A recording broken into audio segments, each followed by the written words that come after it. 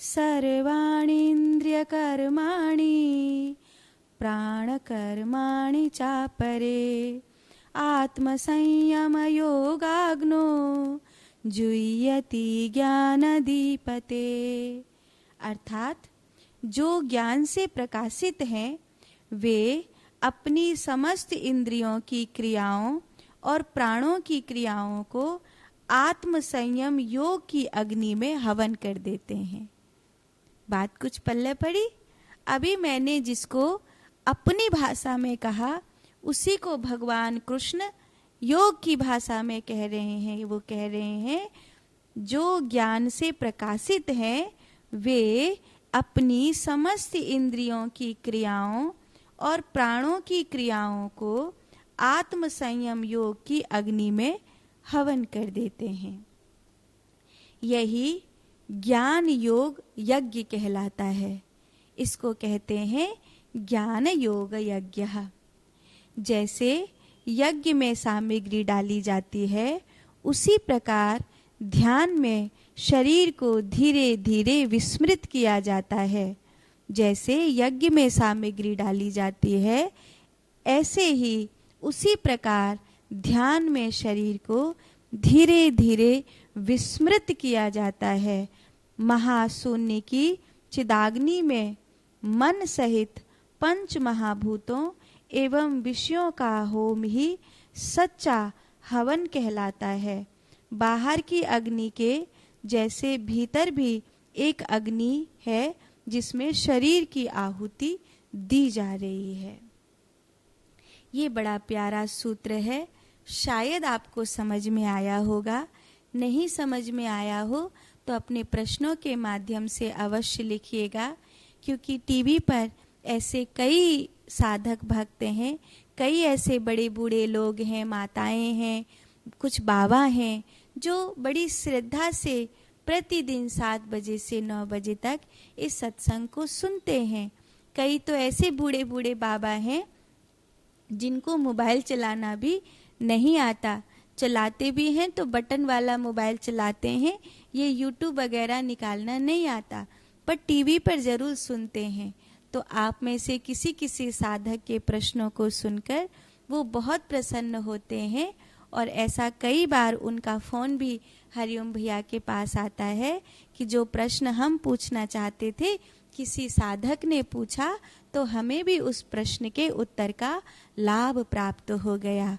तो आपको कहीं पर भी सूत्र में, ज्ञान में, साधना के दौर में कुछ भी ऐसा लगे कि मुझे पूछना चाहिए तो ये याद रखना, पूछनता कभी मूर्ख नहीं कहलाता, तथापि आपको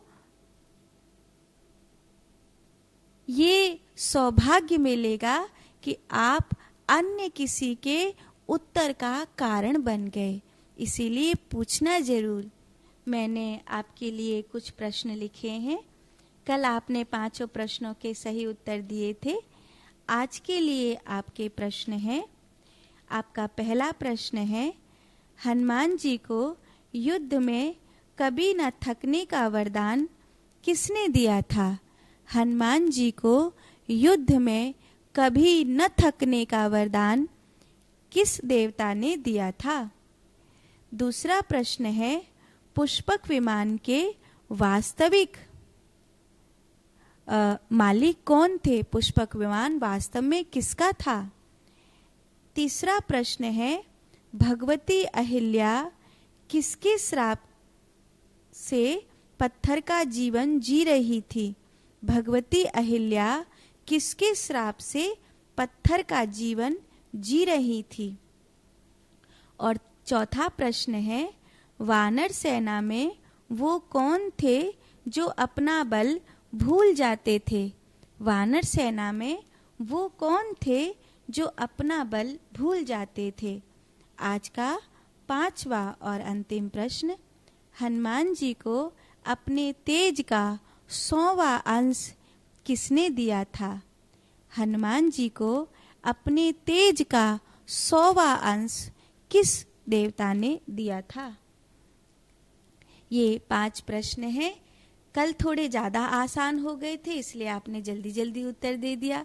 आज के प्रश्न थोड़े से कठिन किए गए हैं ताकि आपको और इसमें शास्त्रों को समझने में आसानी हो।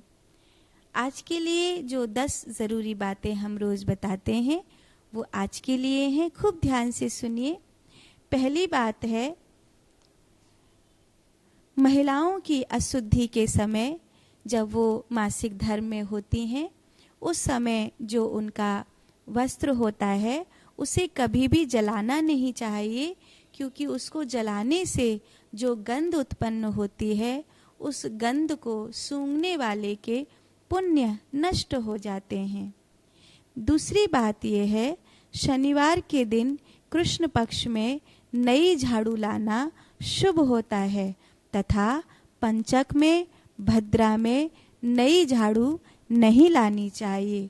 किसी को कभी झाड़ू का दान भी नहीं देना चाहिए। आज के लिए तीसरी बात यह है कि भोर में द्वार पर पानी डालना बहुत शुभ होता है, रंगोली बनाना बहुत शुभ होता है, संध्या के समय द्वारे पर दीप जलाना सुख समृद्धि में वृद्धि का कारण बनता है। आज के लिए चौथी बात यह है, घर में पोंछा लगाते समय पानी में साबुत नमक डालने से नकारात्मक ऊर्जा नष्ट होती है तथा आपके वॉशरूम में कांच की कटोरी में साबुत नमक भरकर रख देने से बुरी शक्तियों का प्रभाव आपके घर में से कम होता है। आज के लिए पांचवी बात यह है कि बार बार फंदा लगे तो सावधान हो जाइए। अगर आप भोजन कर रहे हैं, पानी पी रहे हैं, बोल रहे हैं और बार बार आपको फंदा लग रहा है तो सावधान हो जाइए, क्योंकि कोई ना कोई आपके ऊपर कुछ बुरा कर रहा है। छठवीं बात यह है कि भोजन में अगर बार बार बाल निकले तो ये संकेत अशुभ है। इसका अर्थ है कहीं आपके लिए विपरीत परिस्थितियों का निर्माण हो रहा है और अब आपको सजग हो जाना चाहिए। सातवीं बात यह है कि जब भी भोजन करें उस समय कलह की, निंदा स्तुति की बातें अगर हो रही हो तो उस समय आपको भोजन का त्याग कर देना चाहिए। उस परिस्थिति में भोजन करना अनुकूल नहीं है। आठवीं बात यह है, भोजन करते समय बार बार अगर कोई उसकी कीमत का बखान कर रहा है या अपनी प्रशंसा लेने के लिए चेष्टारत होकर के बैठा है तो वहाँ आपको भोजन नहीं करना चाहिए, उस भोजन का त्याग कर देना चाहिए। अहंकारी का भोजन करने से पुण्य नष्ट होता है। नौवीं बात यह है कि पानी में उंगली डालकर कोई दे तो उस पानी को नहीं पीना चाहिए, ये अशुभ होता है। अवश्य ही कहीं आप पर तंत्र का प्रयोग हो रहा है। 10वीं बात यह है कि यज्ञ में, विवाह आदि कार्यों में अगर बारिश की कुछ बूंदें अगर गिरती हैं तो उन्हें शुभ मानना चाहिए तथा देवताओं का आशीर्वाद मानना चाहिए।